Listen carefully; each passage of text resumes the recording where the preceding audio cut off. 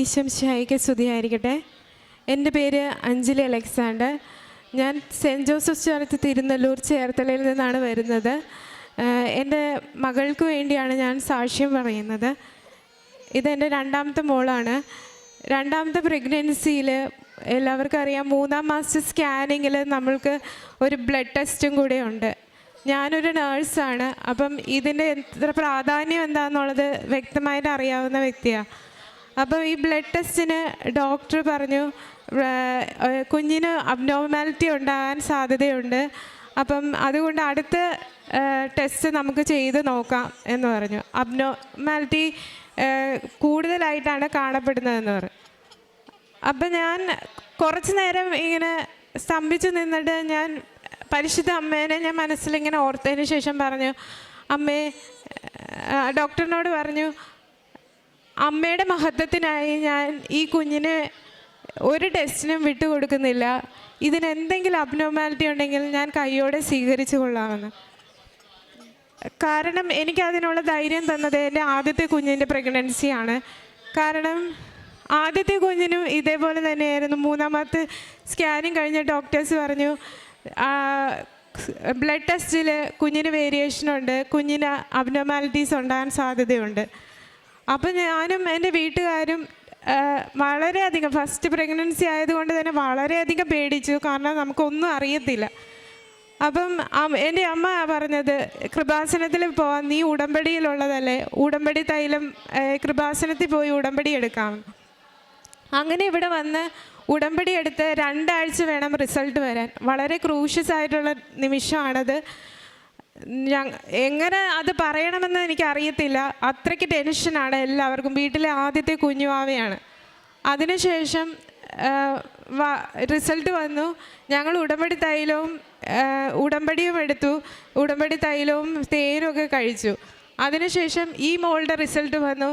പരിശുദ്ധ അമ്മയുടെ മഹത്വത്തിനായി ഞാനിപ്പോൾ പറയുന്നു, ഇവൾക്ക് ഒരു കുഴപ്പവും ഇല്ലെന്ന് ആ റിസൾട്ട് കണ്ടു. അതിനുശേഷം പ്രഗ്നൻസി എല്ലാം ഭയങ്കര കോംപ്ലിക്കേറ്റഡ് ആയിരുന്നു. ഷുഗർ, പ്രഷറൊക്കെ ഉണ്ടായിരുന്നു. എങ്കിലും എല്ലാം കഴിഞ്ഞ് അവസാനം ഒരു സിസേറിയൻ കഴിഞ്ഞ് കുഞ്ഞിനെ കിട്ടി. ഞങ്ങൾക്ക് കുഴപ്പമൊന്നുമില്ല, കുഞ്ഞിനൊരു കുഴപ്പവുമില്ല. നിങ്ങളുടെ മുമ്പിലുണ്ട് സാക്ഷ്യം. രണ്ടാമത്തെ സാക്ഷ്യമാണ് രണ്ടാമത്തെ കുഞ്ഞ്.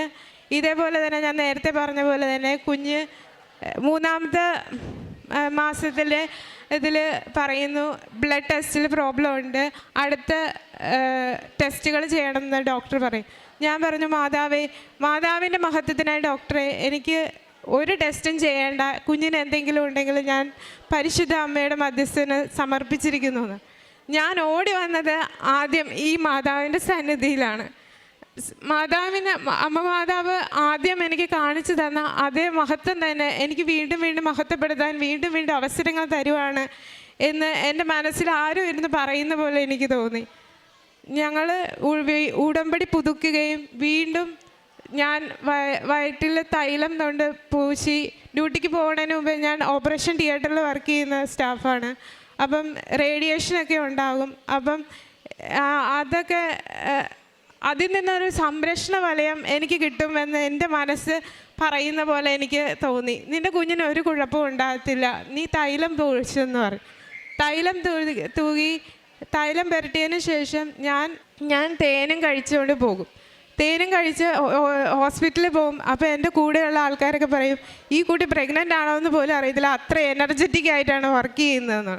എനിക്കറിയത്തില്ല എവിടെ നിന്നാണ് ഈ എനർജിയൊക്കെ വരുന്നത്. ആകെ ഞാൻ ചെയ്യുന്ന ഈ 2 കാര്യങ്ങൾ. എൻ്റെ ഉള്ളിൻ്റെ ഉള്ളിലാണെങ്കിൽ അതിഭയാനകമായ ടെൻഷനാണ് നടക്കുന്നത്, ഈ കുഞ്ഞെങ്ങനെയായിരിക്കും എന്ന്. 5-ാമത്തെ മാസത്തേക്ക് സ്കാനിങ് ചെയ്തു. അതിലും ഡോക്ടേഴ്സ് എഴുതി വയ്ക്കുകയാണ് അമ്മ വില്ലിങ് അല്ല, അതുകൊണ്ട് ഹൈ റിസ്ക് ആണ് എന്നുള്ളത്. അങ്ങനെ 7-ാം മാസത്തെ സ്കാനിങ്. 7-ാം മാസത്തെ സ്കാനിങ്ങിന് ഡോക്ടറിൻ്റെ അടുത്ത് ചെന്നപ്പം ഇതേ നോട്ട് തന്നെയാണ് അവിടെ മുകളിൽ എഴുതി വെച്ചിരിക്കുന്നത്. പ്ലസ് അതിനോടൊപ്പം പറഞ്ഞു, കുഞ്ഞിന് വളർച്ചക്കുറവുണ്ട്, ചിലപ്പം വെയിറ്റ് കുറവായിരിക്കും, ജനിക്കുമ്പോൾ തന്നെ NICU കയറ്റേണ്ടി വരും. ഇതെല്ലാം കൂടി പരിശുദ്ധ അമ്മയുടെ സന്നിധിയിലാണ്. ഓരോ പ്രാവശ്യം ഡോക്ടറിൻ്റെ അടുത്ത് ചെല്ലുന്നിട്ട് ഓടി വരുന്നത് ഇങ്ങോട്ടേക്കാണ്, കൃപാസന മാതാവിൻ്റെ സന്നിധിയിൽ. മാതാവ് ഇങ്ങനെ പറഞ്ഞിട്ടുണ്ട്, എന്താണ് ഞാൻ അപ്പോഴും എന്നോട് പറയും, നിനക്കൊരു കുഴപ്പമില്ല, നീ പൊക്കോ എന്ന് പറയും. അതിനുശേഷം വീണ്ടും ഡോക്ടർ പറഞ്ഞു എങ്ങനെ എല്ലാ ആഴ്ചയിലും സ്കാനിങ് ആണ്, കാരണം ഹൈ റിസ്ക് എന്ന് പറഞ്ഞിരിക്കുക. അപ്പം 36-ാമത്തെ ആഴ്ചയായപ്പം ഒരു ശനിയാഴ്ചയാണ് സ്കാനിങ്ങിന് ചെല്ലണം. അപ്പം ഡോക്ടർ സ്കാൻ ചെയ്ത് പറഞ്ഞു കുഞ്ഞിന് വെയിറ്റ് ഇപ്പം 2 കിലോയോ അതിന് താഴെയോ ആയിരിക്കും. ജനിച്ച ഉടനെ തന്നെ NICU കയറ്റേണ്ടി വരും.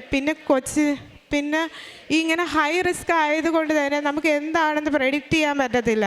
ഒരു നേഴ്സായ എൻ്റെ മനോസ്ഥിതി എന്താണെന്ന് നിങ്ങൾക്ക് ഊഹിക്കാവുന്നേ ഉള്ളൂ. കാരണം അറിവ് കൂടുന്തോറും ടെൻഷനും കൂടും. 36-ാമത്തെ ആഴ്ചയായി 2 കിലോ ഉണ്ടാവില്ല എന്ന് പറഞ്ഞ കുഞ്ഞിനെ അവർ പറഞ്ഞു ഉടനെ തന്നെ എടുക്കണം, കുഞ്ഞിന് എന്തെങ്കിലും അപകടം സംഭവിച്ചാലോ ഇനി വെച്ചുകൊണ്ടിരിക്കേണ്ടെന്ന് പറഞ്ഞു. ഞായറാഴ്ച അഡ്മിറ്റ് ചെയ്തു. തിങ്കളാഴ്ച എനിക്ക് സർജറിയാണ്. സർജറിക്ക് കയറിയപ്പം എനിക്ക് ആകെക്കൂടെ എൻ്റെ കയ്യിൽ എൻ്റെ വിശ്വാസമായി പിടിക്കാനുള്ളത് ഈ തൈലവും തേനും മാത്രമേ ഉള്ളൂ. ഞാൻ ഓപ്പറേഷൻ ചെയ്യുന്നതിന് മുമ്പ് ഞാൻ ഈ തൈലം എൻ്റെ വയറ്റിൽ പുരട്ടി അതിനുശേഷം തേൻ കഴിച്ചിട്ട് ഞാൻ റെഡിയായി ഓപ്പറേഷൻ തിയേറ്ററിൽ പോയി. തിയേറ്ററിൽ ചെന്ന് അവിടെ ഇങ്ങനെ കിടക്കുമ്പം എൻ്റെ എന്നോട് ആരും ഇങ്ങനെ ഉള്ളിലിരുന്ന് പറയുകയാണ് നിൻ്റെ വിശ്വാസം നീ മുറുകെ പിടിക്കൂ, വിശ്വാസ പ്രമാണം ആഴത്തിൽ ചൊല്ലൂ എന്ന് പറയും. ഞാൻ വിശ്വാസ പ്രമാണം ആഴത്തിൽ ചൊല്ലിക്കൊണ്ടിരിക്കുകയാണ്. അപ്പോൾ ഓപ്പറേഷനൊക്കെ തുടങ്ങി. നമുക്കറിയാം സിസേറിയൻ നടക്കുന്ന സമയത്ത് എല്ലാം ആ അമ്മയ്ക്ക് അറിയാൻ പറ്റും കിടക്കുമ്പോൾ. അപ്പോഴാണെങ്കിൽ ഡോക്ടർ അത്ഭുതത്തോടു കൂടി കുഞ്ഞിനെ എടുത്തിട്ട് പറയുകയാണ് കുഞ്ഞിന് 2,300 പീഡിയാട്രീഷ്യനും പറയാണ് ഇത് ആക്റ്റീവായിട്ടുള്ള ബേബിയാണ്, ഇതിനെ ഒരു NICU വിടണ്ട, 1 മണിക്കൂറിനുള്ളിൽ റൂമിൽ കാണിച്ചില്ല. വിത്തിൻ മിനിറ്റുകൾക്കുള്ളിൽ തന്നെ എൻ്റെ അമ്മേനെ കാണിച്ചു. അമ്മയ്ക്കൊക്കെ ഭയങ്കര സന്തോഷം. ഞങ്ങളെല്ലാം അവിടെ നിന്ന് മഹത്വപ്പെടുത്തുമായിരുന്നു, മാതാവിനെയാണ് മഹത്വപ്പെടുത്തിക്കൊണ്ടിരുന്നത്. അതിനുശേഷം ഇന്ന് ഈ നാൾ വരെ കുഞ്ഞുങ്ങളൊക്കെ കരയുമ്പം നമ്മൾ എന്തെങ്കിലും എങ്ങോട്ടെങ്കിലുമൊക്കെ എടുത്തുകൊണ്ട് പോകും, അല്ലെങ്കിൽ പുറത്തോട്ടൊക്കെ കാണിക്കും. എൻ്റെ കുഞ്ഞുങ്ങളുടെ പ്രത്യേകത എന്ന് വെച്ചാൽ മാതാവിനെ തരാം എന്ന് പറഞ്ഞുകൊണ്ട് എൻ്റെ അമ്മ തേനും ഉപ്പും അവർക്ക് കൊടുക്കും. അവരുടെ കരച്ചിൽ എവിടെ പോകുന്നതെന്ന് എനിക്കറിയത്തില്ല. മാതാവിനെ തരാം എന്ന് പറഞ്ഞു കഴിഞ്ഞാൽ പിന്നെ ഈ ചെറിയ കുഞ്ഞിനെ പോലും അങ്ങനെയാണ്. മാതാവിനെ തരാം എന്ന് പറഞ്ഞു കഴിഞ്ഞാൽ പിന്നെ കുഞ്ഞിൻ്റെ കരച്ചിൽ എവിടെ പോയെന്ന് ഞങ്ങൾക്കറിയില്ല.